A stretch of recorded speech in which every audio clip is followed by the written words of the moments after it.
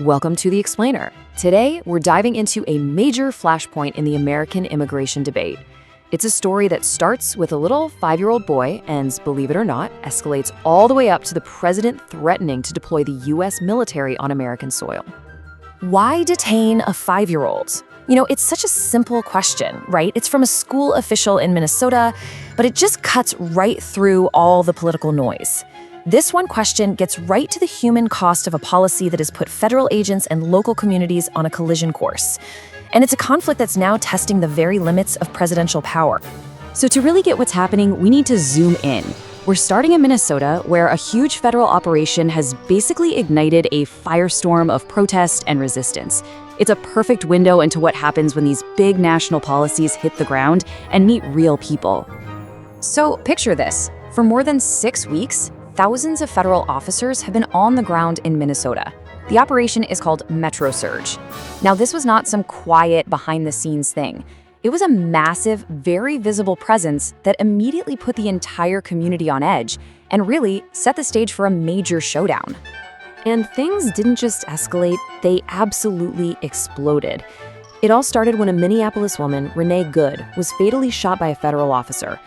That was the spark. It led to these huge protests that literally brought the city to a halt, followed by a widespread business shutdown. The community was just in turmoil. And we're not talking about a small gathering here. I want you to imagine thousands of people marching through downtown Minneapolis when it's minus 23 degrees Celsius. That is brutally cold. It's -10 Fahrenheit. This wasn't just a protest. This was an incredible display of resilience from a community that was absolutely determined to be heard, no matter what. And the impact was real. We're talking hundreds of businesses, restaurants, toy stores, you name it, that just shut their doors for the day.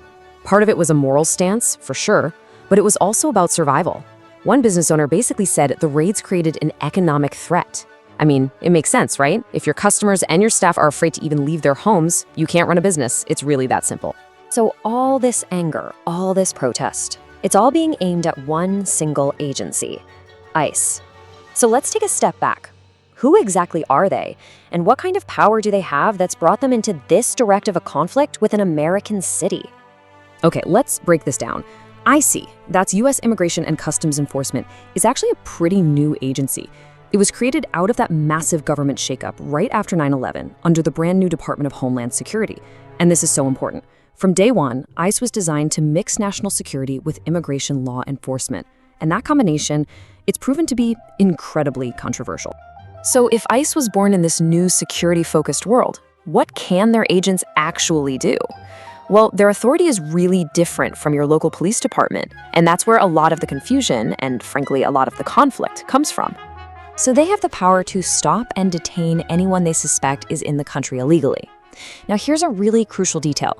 They do need a warrant to go into a private home, but, and this is a big but, they can detain U.S. citizens in some situations, like if they think someone is interfering with an arrest.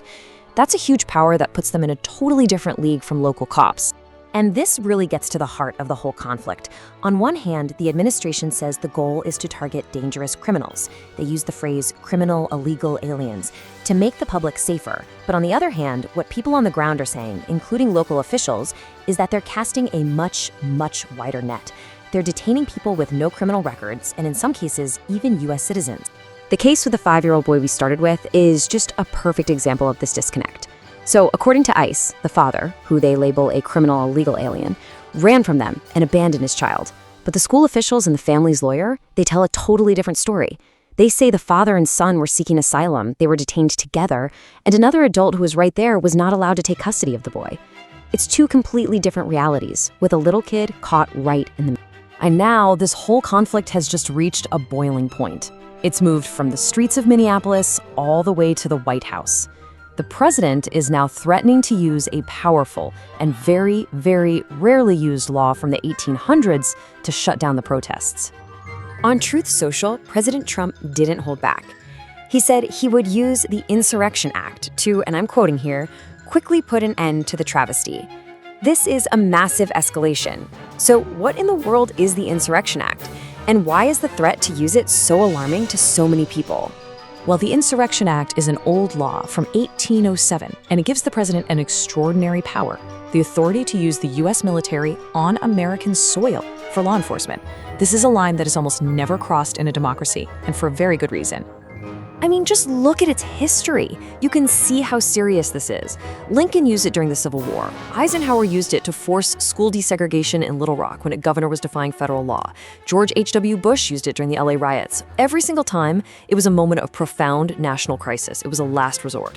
So the question everyone's asking now is, does the situation in Minnesota really rise to that level? You know, this whole conflict in Minnesota, it's not happening in a bubble. It's really a reflection of a country that is deeply and maybe even hopelessly divided over immigration and the way we're enforcing it. And the numbers, they're just staggering.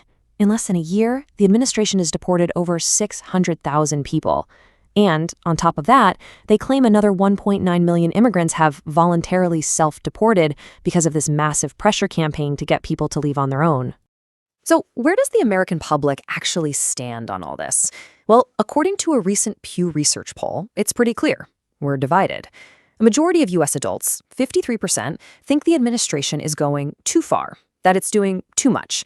But on the flip side, you've got 36% who back this aggressive approach. This isn't a country that's on the same page. It's a country at odds with itself. So when you boil it all down, what we're seeing in Minnesota is so much more than just a protest. It's a collision of deeply held values. It's a fight between federal power and local community will, between a demand for security and the defense of civil liberties. And how this all gets resolved, how that balance is finally struck, well, that won't just decide what happens to a few thousand people in Minnesota. It could very well define the future of the American experiment itself.